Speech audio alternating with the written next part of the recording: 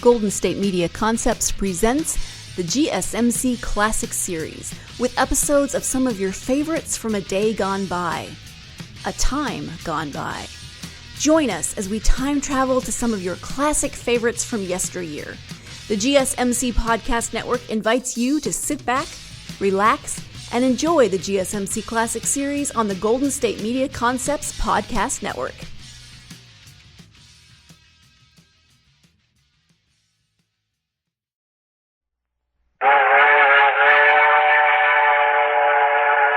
I Love a Mystery, a Carlton E. Morse audio novel featuring Jack, Doc, and Reggie, specialists in crime and adventure, now following the northwest trail of a missing millionaire, a killer cougar, and the Phantom Castle.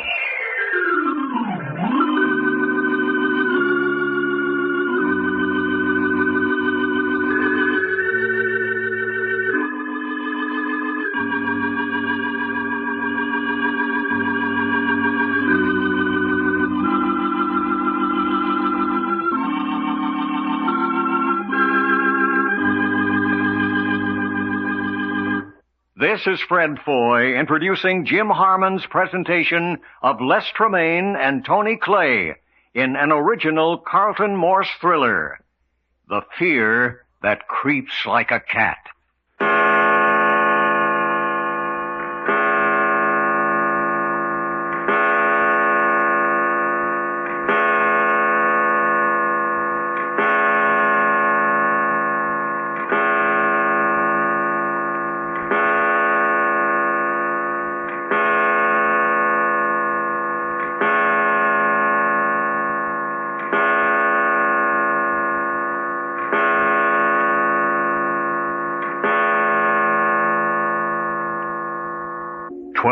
Midnight in the Phantom Castle on an unidentified island somewhere off the west coast of Canada.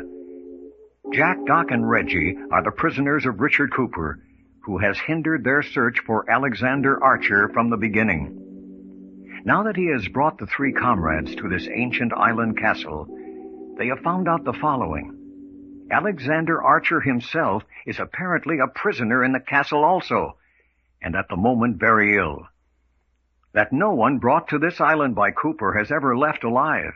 That Cooper, besides being interested in keeping the outside world from finding Archer, is engrossed in some kind of scientific problems which have to do with experimenting with mountain lions and human beings. And finally, that Cooper enjoys playing with his victims as a cat enjoys playing with a mouse. Witness the manner in which he is working on the nerves and emotions of the three comrades.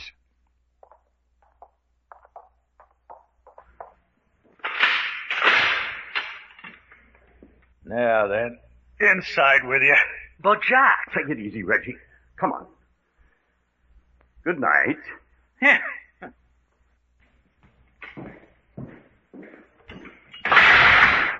Well, here we are, Reggie. Back upstairs in our own special dungeon. Hardly call this a dungeon, though. 3 or 4 rooms as big as barns with all modern conveniences. But what about Doc? Well, what about him? He's downstairs playing poker with Cooper. But it doesn't make sense. Nothing makes sense around here. Why did he keep us chained to our chairs down there from 8 until midnight while he and Doc played poker? I don't know. And why did he suddenly decide he didn't want us about anymore? Why did he order Frankie to bring us back up here to our rooms while he and Doc went on playing poker? I don't know that either.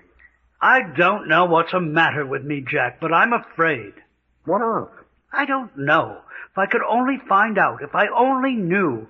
But you sense it, Jack, don't you? Yes, of course. There's real, actual danger here. That's the reason we can't afford to lose our heads. I don't know what's the matter. I've never felt like this before in my life. A sort of a creeping horror. Come on over here. Sit down on the bed. Go ahead. Sit up. Quite. Now then, let's try to get to the bottom of this thing. There's reason behind what's going on here. A sinister reason, perhaps, but nevertheless a good, sound reason. Of course. We started out in search of Alexander Archer, and this is Cooper's way of stopping us. No. It's more than that. We've had proof that Cooper doesn't gag at murder. So if he simply wanted to stop our search for Archer, why didn't he kill us in Port Forest? No. There's something more. The man's insane, in my opinion. No, he's not. No. Cooper's deadly sane. As a matter of fact, he's so sane. Listen to that. They're not pets. They're part of something he's doing, something that's very important in his life. If we could find out what that is... I don't like it. You hear? I don't like it. Listen. Let's analyze what Cooper's done to us so far. Let's see if it doesn't make sense somewhere. Quite. I know I'm acting like a bloody blighter. First, he kidnaps us and goes to a great deal of pains to make sure we're completely disappeared out of the world. Quite. We're as non-existent as Jake Sims' body after Frankie threw him in the underground river. That's number one. He's made us feel utterly in his power. Now, number two. He brought us to a heavily wooded island, in the midst of which is this great, evil-looking medieval castle. Phantom Castle. Sank 2 centuries ago and then arose after lying on the bottom of the ocean all those years. So he says. I want more proof than his word. He says there's a history. No matter where it's been the last 200 years, the matter of its presence here in this wilderness is too fantastic. We're not only lost to the world, but we've been plunged into a sort of nightmarish fairyland. Land of monsters, screaming panthers, great wolf dog with bloodshot eyes and wicked fangs. Old man Cooper playing with us like a cat with a mouse. There you've hit the key to the whole business. He's a sort of god in this world. We're merely something to amuse him. He can poke us with his finger and watch us wriggle. When he's tired, crush us under his heel. But that's mania, Jack. Wanting to be God, to subjugate his fellows. That's insanity. He likes to dominate, yes, but his real purpose is something else, something scientific. Haven't you noticed how he keeps referring to the advancement of science? You mean in connection with Doc? Well, he's fixed his attention on Doc right now, yes. That crazy mad poker game. Doc down there playing for his life. Each poker chip representing an hour in his life. Doc never played better poker. Whatever possessed Cooper to start a game like that? If he really intends to use us for experiments, what's the object of delay? Why sit down at cards and tell your victim that every poker chip he can win represents another hour of reprieve for him? Well, in the first place, real gamblers like high stakes. But Doc's life? He's down there sweating agony right now, but if he ever gets out of here, this will be the one poker game above all others. I think Cooper is enjoying it just as keenly. You don't think Doc is in any immediate danger? Not now. Remember what Linda Joy said? As long as you amuse Cooper, you're safe. Well, I think Doc's giving him the time of his life. I hope so. When Cooper had us handcuffed to our chairs down there, I thought something beastly was about to happen. Hold it. All right. Come in, Doctor. Hello, Linda. All right, guard. Close and lock the door. I'll pound on it when we're ready to come out. Evening, Jack. Reggie? Righto. Late evening. Midnight, anyway. Well, Mr. Cooper thought you boys might like to meet his assistant while he and Doc are finishing up their poker game. Oh, they are finishing it up. Huh? Yes. They're almost through. Dr. Thorne, I want you to meet Jack Packard. Mr. Packard. And this is Reggie York, Mr. Thorne. Oh, yes. Oh, he'll do. I'll do for what, Dr. Thorne? What? Oh, yes, I see what you mean. Just talking out loud. Perhaps you were, but I don't care for what you said. Oh, come on. Let's try to get along. Everyone sit down. Thank you, Miss Joyce. You say Cooper thought we'd like to meet Dr. Thorne? Yes, he's Cooper's assistant. Assistant in what? By his scientific investigations, of course. Specifically, just what is Cooper investigating? What field of science is he so interested in? Linda, I was under the impression these men were informed. Well, you know how it is. Cooper was supposed to have told him, but I guess he didn't. Very definitely he didn't. Oh, yes, I see. So, supposing you break down and tell us yourself. If you wish, we are particularly interested in the sensation of fear, terror, especially as it is expressed in the human mind. Fear? Terror? That leaves a lot to be explained. There's a very interesting experiment going on downstairs at this moment. You mean that poker game? Right. I was down watching a few moments ago. Extraordinary how much zest and vigor your friend Doc shows, even after 4 hours of steady playing. Oh, mind clear as crystal. Quick decisions, muscular reaction above normal, and all this because the man is playing for his life. Every fiber of mind and body are lashed to superhuman efforts by fear. You mean Doc really is playing for his life? That business about each chip representing an hour? Oh, positively. The number of hours until he participates in the most serious experiment, I may almost say in its final experiment for us, depends on the number of poker chips he has in front of him at the end of the game. And when does the game end? Let's see. Yes. 5 more minutes. 5 more minutes, isn't it, Miss Joyce? Yes. This man isn't being funny, Linda. Funny? He's perfectly serious about everything he's saying. Oh, I assure you he is. I wasn't sure. He spoke so glibly about using Doc in one final experiment. I assume you mean by that the experiment will lead to his death. Almost certain to. So you have joined Cooper in the butchering business? I beg your pardon? Murder.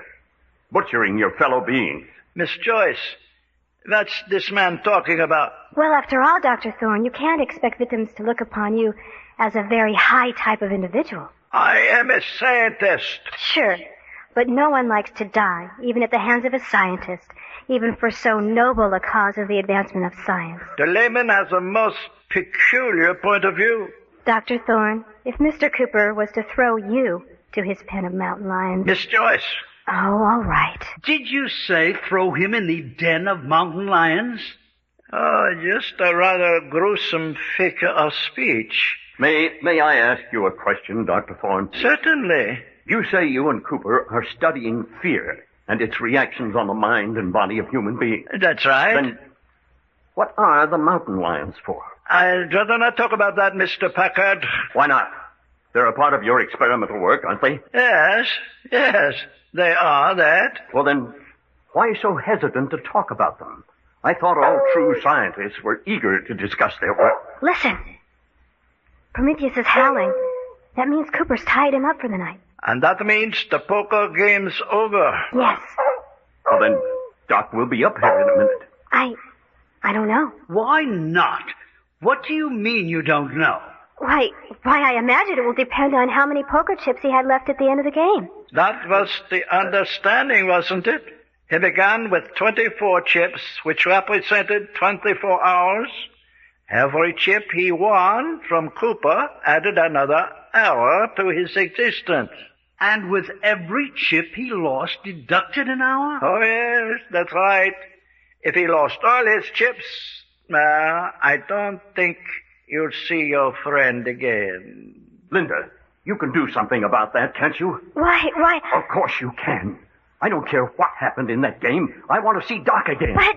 I won't take no for an answer. I want to see Doc again. You understand? You're being unreasonable, Packard. I don't care anything about reason. I want to see Doc. Are you going to take us to Cooper? It's no use, Reggie. If Cooper's decided... Dr. Thorne, you're a dead man unless... Hold it. Hiya, folks.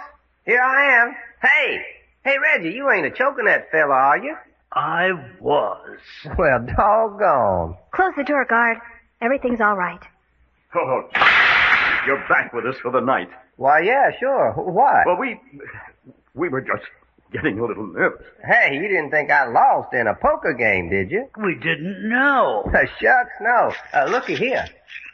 32 poker chips. 32. Got 'em, folks. Too bad it wasn't 132. Nope. Cooper was too smart for that. Doggone smart poker player. Well, you're satisfied then? Sure. 32's better than a kick in the teeth, I always say. That's it, then. 32 hours to live. Well, what the heck? I can do a lot of living in 32 hours. Doggone if I can't.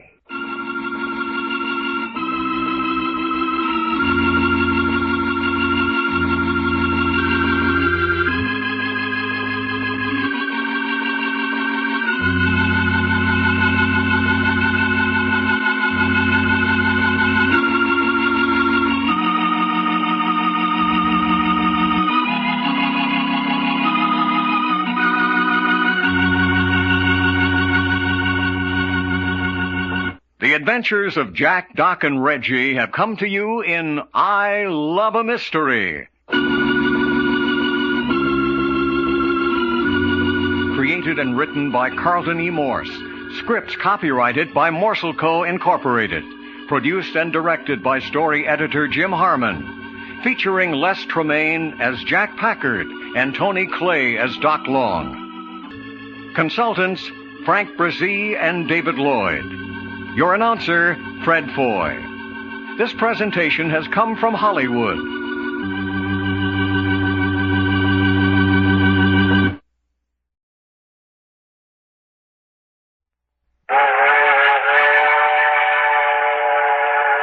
I Love a Mystery. A Carlton E. Morse audio novel featuring Jack, Doc, and Reggie, specialists in crime and adventure. Now following the northwest trail of a missing millionaire, a killer cougar, and the Phantom Castle.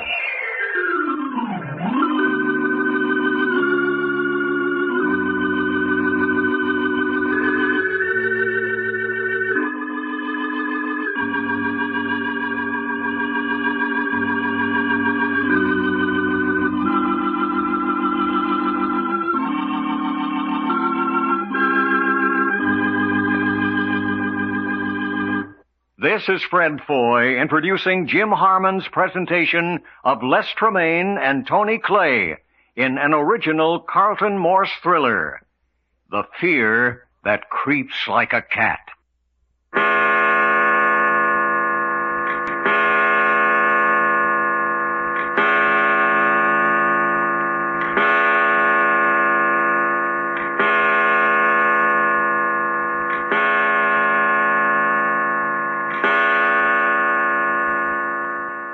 7 o'clock in the morning in the Phantom Castle on an unidentified island somewhere off the west coast of Canada.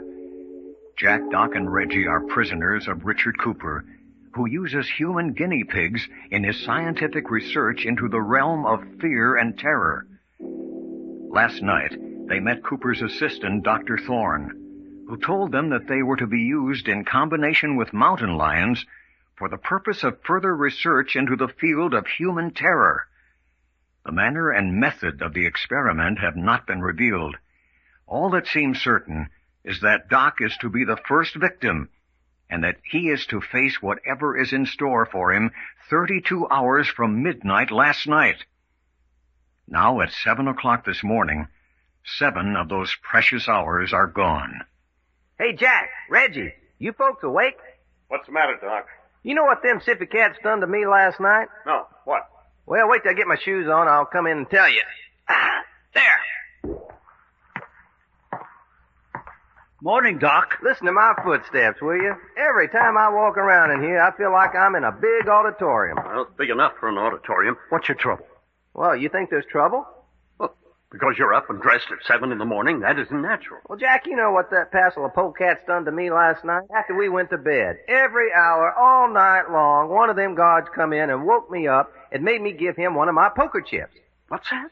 I swear to my grandma he did. But I don't get it. What is the object? Didn't say. Just come in every hour and took one of them poker chips. You get it, Jack? Yes, I'm afraid I do. Then do a little explaining, will you? You came up to bed last night at midnight with 32 chips you won in the poker game. That's right. And each chip represented an hour. Yeah, 32 chips, 32 hours I had to go until they're going to perform some kind of experiment on me, according to Cooper. Well, don't you see? Each hour they took a chip away from you. One of your hours gone. How many chips you got left? Well, I don't know. I'll go get them and look. But, Jack, that's childish. What's Cooper's objection? Not so childish. Cooper knows his psychology. He's trying to create fear in Doc. Oh, look here. He knows that watching those chips disappear one by one, actually seeing his numbered hours slipping away, will have a much more potent effect on Doc's nerves. Hold it. He's coming back. Yeah, they took 7 chips away during the night. That leaves me 25. Silliest darn thing I've heard of yet. Taking a chip every hour when they could just as well be taking all 7 of them this morning. Didn't bother you any, though. Well, it made me pretty darn sore, him a waking me up that way. When you reckon they'll call us down to breakfast to bring us something up here, whatever they do for eats? Doc? Yep. Look here, old fella. Do you quite realize what those 25 chips represent? Sure, 25 hours I got left. Well, you're taking it with bally little concern. Huh? Hey, Jack, what's eating Reggie? A little on the nervy side this morning. Certainly I'm on the nervy side. I didn't sleep well, and if you ask me, I think it's time we got out of this place. No. Yes, I do. Well, how do you suggest we go about it? I don't care. Let's do something. Oh, shucks now, Reggie. Don't you getting all upset and stuff. And as for you, Doc, you're crazy as the rest of these bally maniacs around here. Yeah. Hold us, son. Well, you are playing poker for your life and then accepting the outcome as though you were paying off with toothpicks. Reggie, you're in exactly the frame of mind Cooper was hoping for. I don't care. You're playing right into his hands. He's interested in the fear complexes. Now, if you work up a good crop of hysteria, you're liable to be the next experiment instead of Doc here. Yeah, and we can't have that, Reggie. All right, let them. I'm ready for any bloody experiment they can work up. Reggie, you're going to give us trouble. Cooper's interested in scaring his man. If Doc doesn't scare, he hasn't got any experiment. You're not afraid, Doc. Well, up to now, I ain't seen nothing to be scared of. But the whole bally atmosphere of this place. Sure, it smells like some decayed slaughterhouse. But what the heck? The beds are good, food ain't bad. Those chips they keep taking from you. The hours growing shorter. Just plain silly. Well, if Doc isn't concerned, I don't know why I should be. Now you're talking. You're kind of on the young side yet. When you've done as much waiting for the worst to happen as me and Jack has done, well... I suppose I look pretty silly to you, too. You're doing all right. Besides, son, looky. 25 whole hours to go. Well, heck, that's practically a whole lifetime. More things can happen in the next 25 hours than you could write in a dozen books. Quite. Well, look now. If everybody's dressed and everything, how about us kicking up a fuss and see if we can't get something to eat? Just a minute first, Doc. Reggie, do you give us your word About what, Jack? that you won't in any way give Cooper the idea that you're frightened? If you say so. I do say so. It's important. Righto. All right, then. Let's see what... Hey, here's somebody.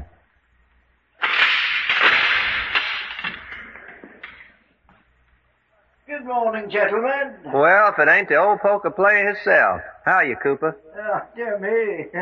So bright and cheerful this morning. Of course I am. Why not? Yes, and I see by my watch that it's time you turned over another of those chips to me. Yeah, another hour gone, sure enough. Oh, I'm afraid it has. Well, then I reckon I got to kiss another old chip goodbye. Here you are. Oh, thank you. Hey, look, Cooper. How about you and me playing another game of poker tonight? What's that? Yeah, my stack of chips is kind of dwindling. How about giving me another chance to build it up again? No. I'm afraid not. No, huh? No, couldn't do that. Oh, you're much too good a poker player. Oh, so you admit I'm too good for you. Well, you were last night. I was lucky to keep your pile down to 32 chips. Your problem in psychology isn't working out very well, is it, Cooper? Hackard, I was wondering whether you weren't going to speak to me this morning. I said your problem in psychology... Yes, I heard you. Doc's got a lot of weaknesses, but one of them isn't an overactive imagination. Yes, I'm beginning to find that out. What you mean I ain't got no imagination? In this case, it's to your advantage, Doc. Yeah? Yes. If you were highly imaginative, you should be in a sweat of fear about now, with all the hocus-pocus Cooper here is set up to work on you. Yeah?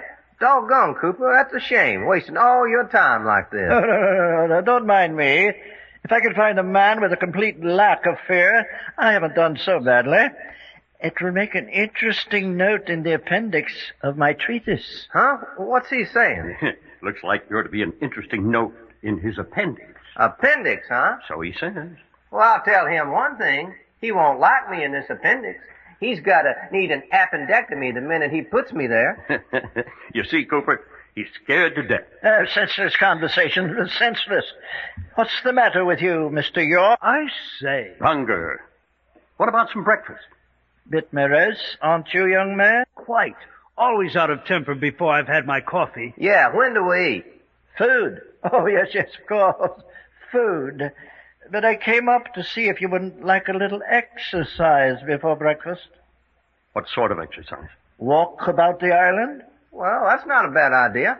Yes, you've had little opportunity of seeing anything but the inside of the castle so far. You mean you'll take us across the moat onto the main part of the island? Yes, that was my thought. Good. Let's go. Yes, just a minute. You'll allow me to slip on the handcuffs first. Well, what's that for? You said there was absolutely no way for us to escape from the island. Yeah, you said we'd be killed if we tried to cross the reef that circles around this island. True.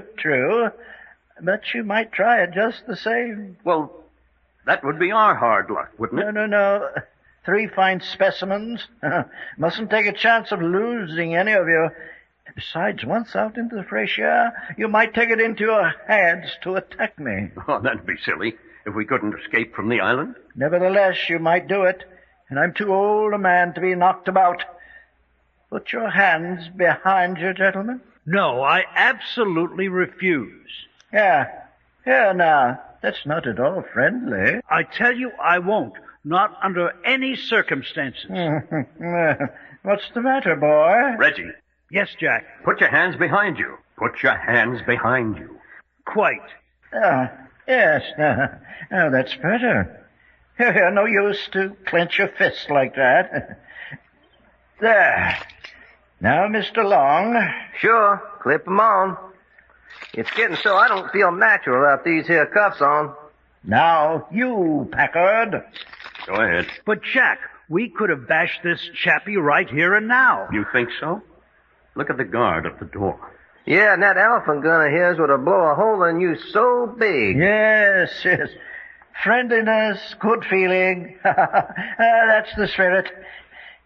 Now then, are we ready? Yeah, come on. Let's get started on this sightseeing tour. Very well, gentlemen. Follow me. Now then, down these stairs to the drawbridge. There now. Open the door, guard. Dr. Thorne will be waiting for us on the other side of the drawbridge.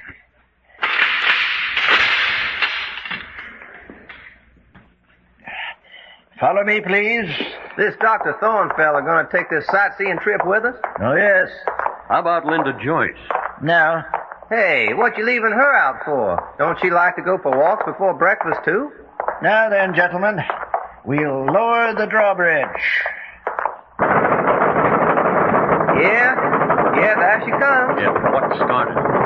What's making it come down? No, you don't. That's my secret.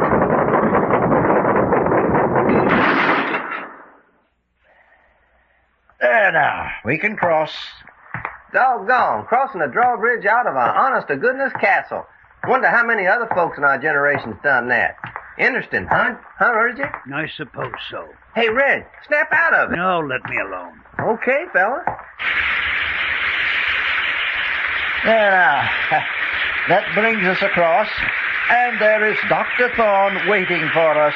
Yeah. Hey, look, Cooper, I just happened to think of something. Well? You didn't answer my question a while ago. Oh, didn't I? No. I asked you if that Linda Joyce gal wouldn't like to walk with us. Yes, I know you did. Well, wouldn't she? Young man, I'm afraid you'll see very little of Linda Joyce in the future. What do you mean by that, Cooper? I've just discovered an interesting fact about Linda. Yeah? What? That young woman got into my good graces for no other purpose than to discover the whereabouts of Alexander Archer. Alexander Archer? You mean Linda's on our side? She was hunting Archer, too? Yes. Too bad, too. A very beautiful young woman. What you mean, too bad? Too bad for her. Excellent for me. Women make wonderful specimens for my work in fear hysteria. Yes. Wonderful specimens.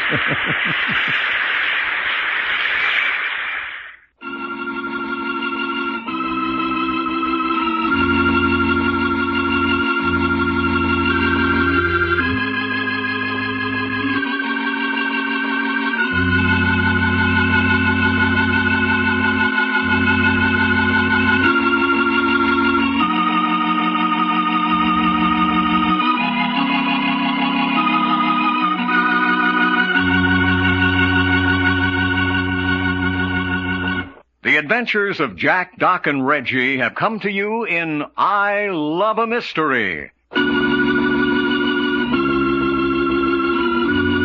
Created and written by Carlton E. Morse. Scripts copyrighted by Morse Co. Incorporated. Produced and directed by story editor Jim Harmon. Featuring Les Tremaine as Jack Packard and Tony Clay as Doc Long. Consultants Frank Brzee and David Lloyd. Your announcer, Fred Foy. This presentation has come from Hollywood.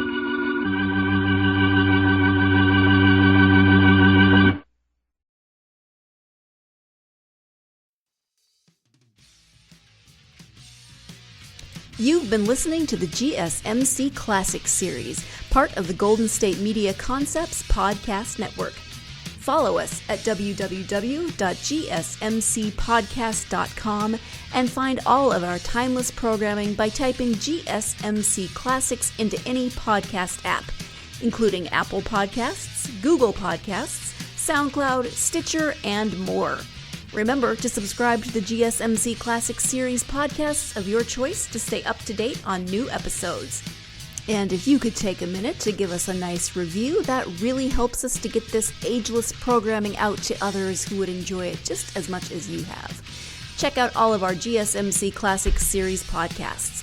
Whether you're in the mood for comedy, romance, adventure, history, science fiction, horror, or anything in between, the GSMC Classics series has you covered. Thank you, and we hope you have enjoyed today's program on the Golden State Media Concepts Podcast Network.